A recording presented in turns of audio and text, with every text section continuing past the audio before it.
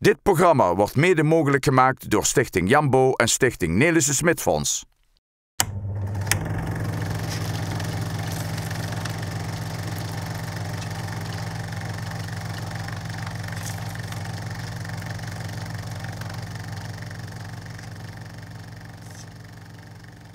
In de laatste 2 uitzendingen van 2018 besteden we in Venray van Toen aandacht aan Oosterum en Gijsteren in de jaren 50. Oosterum is van ons bekend als bedevaartplaats en het treinstation. We beginnen met het eerste deel in het buurtschap Lul. Van hieruit gaat het richting treinstation en op Oosterum en de Boshuizen. Kijkt u weer mee? U herkent wellicht familie of bekenden van weleer. Vlak achter Servaas aan de Stationsweg staat het bekende Sint-Antoniuskapelletje, met op de achtergrond de verbouwde schuur van Jeuken, het woonhuis van de familie van Meijel-Cox. Aan de overkant van de weg treffen we Tine Schouwmans, die gezellig buurt met Til Broeren. Het buurtschap Lul bestaat dan uit een aantal woningen en boerenbedrijfjes. Bij het thuis is Netje Gerrits de stoep aan het schrobben. Net achter het kapelletje staat moeder Hagens met dochter Dien en een buurtgenoot gezellig te kletsen. Tony Morees heeft geen tijd om te buurten. Er moet gewerkt worden. Aan de Stationsweg is ook de graan- en meelhandel van Jan van Aarsen gevestigd.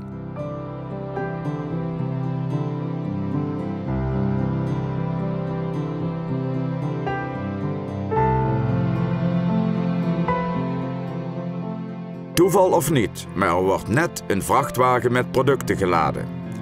Molenaarsknecht André Morees heeft het er maar druk mee. De molen in de tuin is nog een herinnering aan de originele molen die tijdens de oorlog opgeblazen werd. Als laatste poseert vader van Aarsen en de familie samen met André Morees nog voor de camera.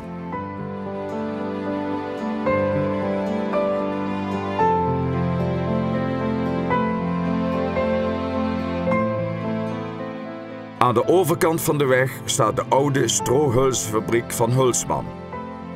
De nieuwe werkplaats van de Lulse smid Giel Vennekes.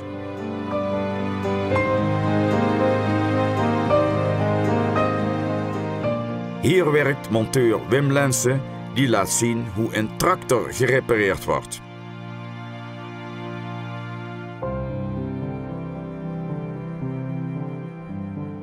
Als het klusje geklaard is, mag zijn dochter nog even op de tractor zitten. Toon Jansen van het Antoniusveld is dan met zijn speciale fiets op weg naar Oosterum. Jean Joosten is op weg naar zijn huis, boerderij Koenderenhof. Vrouw Joosten en vrouw van Aarsen staan Jean al op te wachten, want hij moet op de film. De 3 dochters van overbuurman Anton Fleurkes denken, wat is er toch aan de hand? Ook moeder Fleurkes laat zich zien. Ties Joosten zijn vrouw, Nel Jeuken en Ties zelf zijn ook nieuwsgierig. Verder richting Oosterum bezorgt melkboer Jan van Rooij de melk bij Door Arts van schildersbedrijf Bertje Arts. Bertje zelf en Gerrit Vermeulen, met op de achtergrond buurman Ties Klaassen, kijken verwonderd toe. Maar ook zijn vrouw en de kinderen uit de buurt.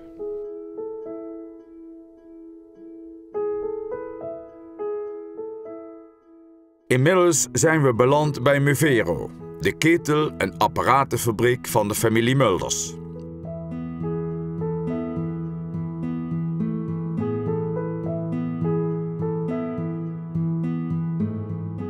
De nieuwe fabriek is nog niet zo lang geleden in gebruik genomen en is inmiddels vol in bedrijf. Muvero is in deze periode een van de grootste werkgevers van Venray en omgeving.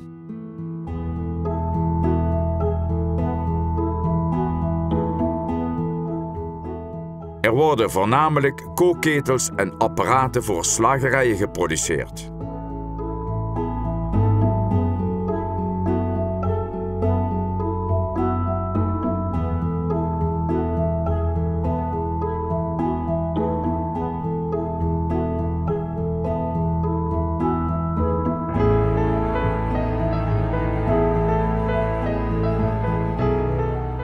Veel van de Oostrumse producten vinden hun weg naar het buitenland, zelfs naar missieposten over zee.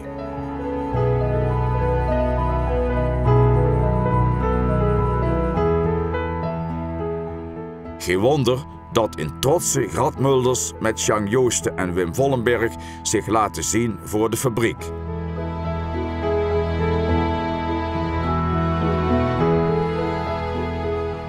Op kantoor zijn werkzaam Teng Nelissen,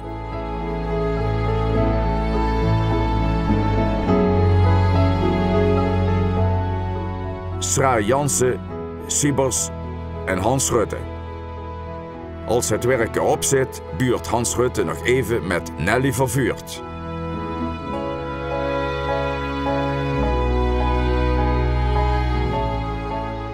Op de hoek Stationsweg-Stationsstraat woont de familie Verheggen, beter bekend als Meel- en Graanhandel Verheggen.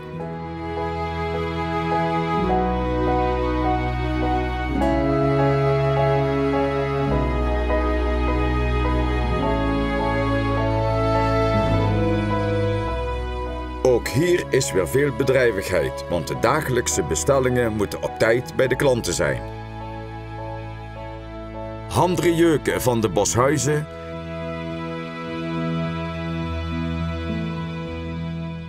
Pierre de Kleine en Piet Fleurkes hebben de vrachtwagen zo vol.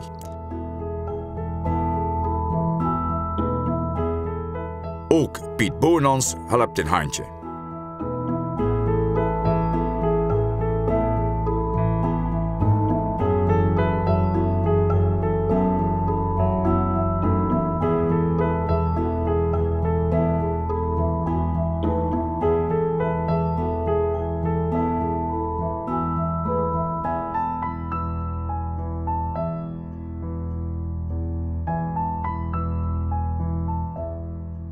Lies Verheggen neemt nog snel de adressen door met de chauffeur Piet Fleurkens.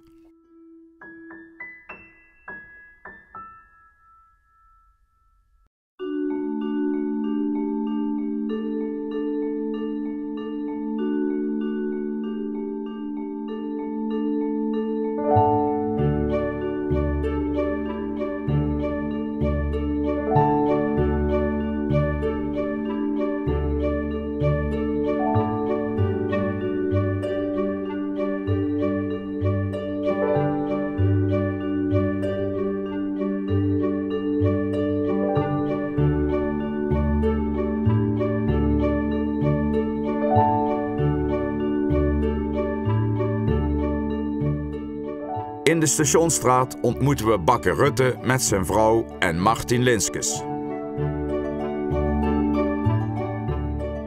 Na het passeren van Villa Josephine komt het treinstation in beeld. De werkplek van Piet op het veld. Als de spoorlijn Venlo-Nijmegen in 1882 gereed is, krijgt Oostrum een halteplaats met station. Uiteindelijk worden er 17 van dit type stations in Nederland gebouwd.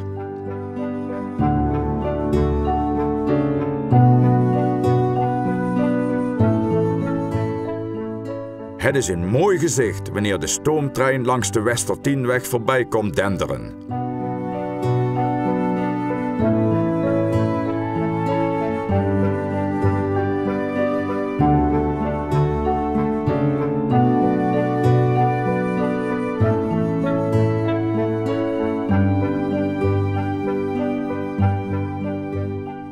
De bewoners, de vrouw van Mat Baaste en Mat Baaste zelf, kijken er niet van op.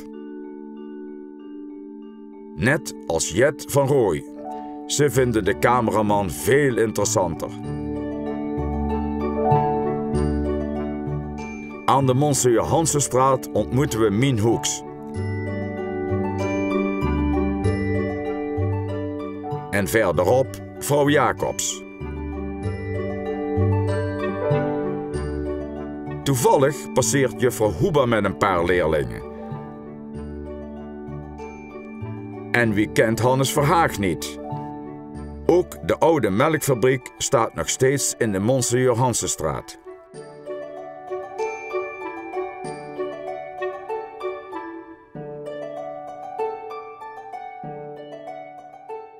Net achter slagerij Lemmes staan de eerste naoorlogse woningen van Oostrum.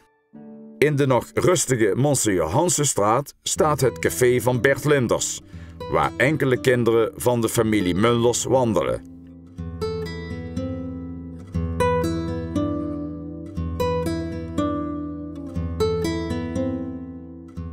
We treffen het net.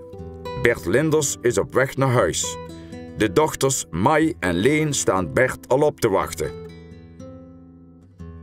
De dames willen een turndemonstratie geven.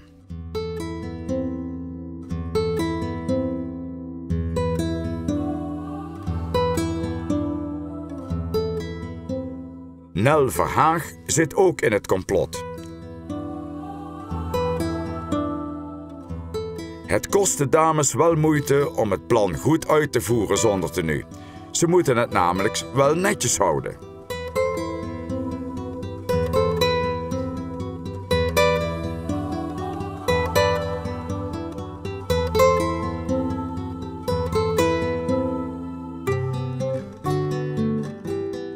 In deze periode heeft Oostrum aan de Oostertienweg een depot van de Boerenbond. Veel boeren komen hier de jaarlijkse oogst afleveren. Gerrit Vermeulen en Eduard Kams staan al klaar om een kar met zakken graan van Toon Kams te lossen.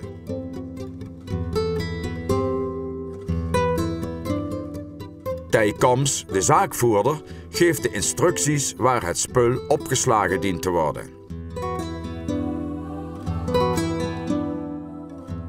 Timmerman Antoon Takke denkt: kan dat niet wat vlugger?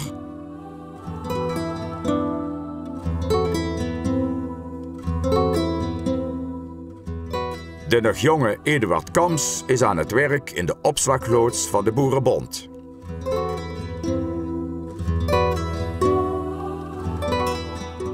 Uiteraard worden op kantoor alle zaken netjes bijgehouden door onder andere Tij Kams,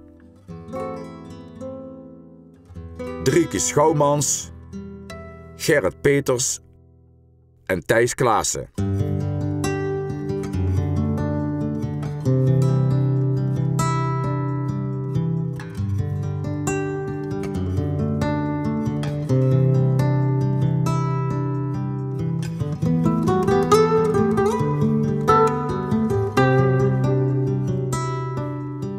De vrouw van Tij Kams brengt ook nog snel een bezoekje.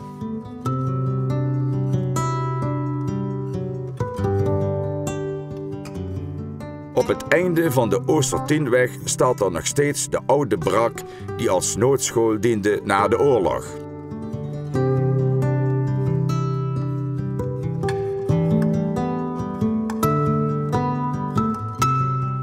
Een bekende plek in Oostrum is natuurlijk de oude watermolen aan de Oostrumse Beek. In de Watermolenstraat treffen we molenaar Johan Kams met zijn vrouw en de kinderen.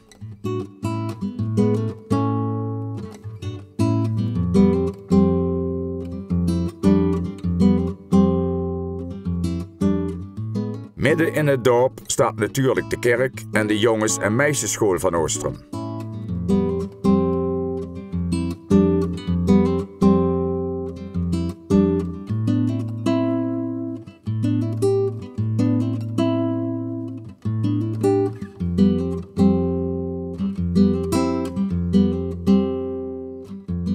Een van de leerkrachten is juffrouw Huba.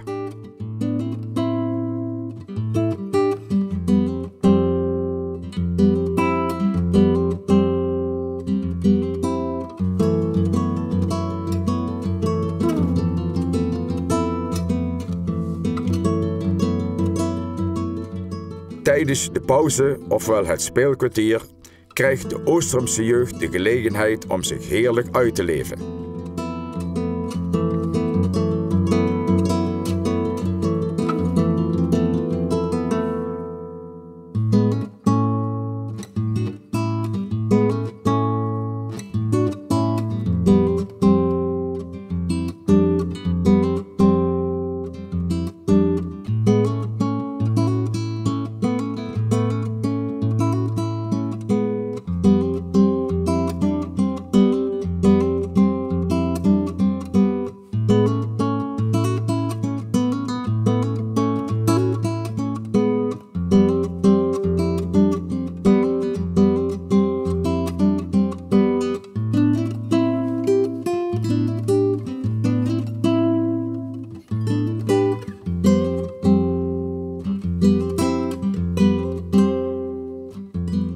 Juffrouw Huba geniet duidelijk van het touwtje springen.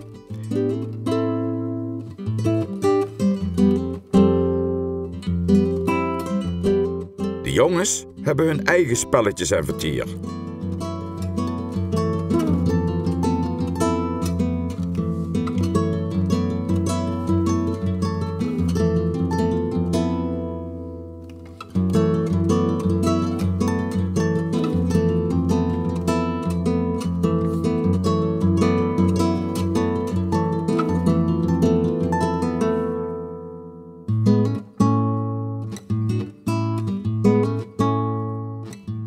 Hoofdonderwijzer Maassen en zijn collega's van Hegelsom en Goren houden alles onder controle.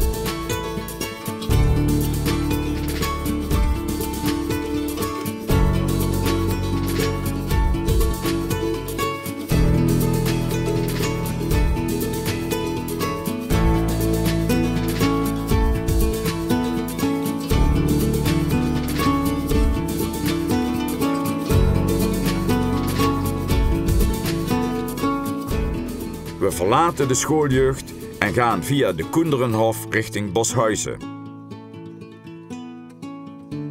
Hier treffen we vrouw Maurice en Frits Goren met zijn vrouw.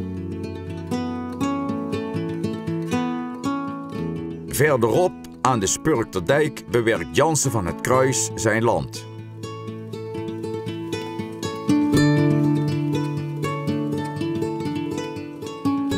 Rondom het kruis op de hoek wordt alles netjes bijgehouden door de familie Jansen. Dat vinden ook Piet, Rinus en Handrie Keizers verderop richting het spoor. Nog net voor de spoorwegovergang staat de boerderij van Piet Baltese Peters, ook wel het Konijnenhol genoemd.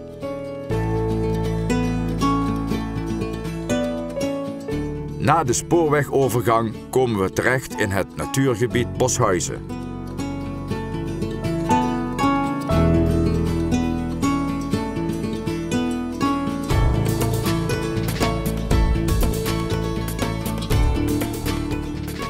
In de winter een mooi gebied om te dollen in de sneeuw.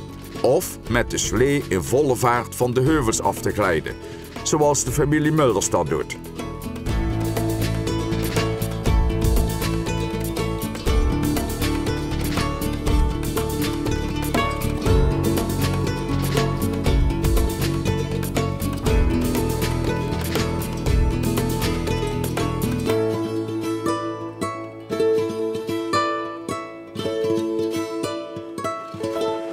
We eindigen met een historisch beeld, een stoomtrein in volle vaart door het winterse landschap van de Boshuizen.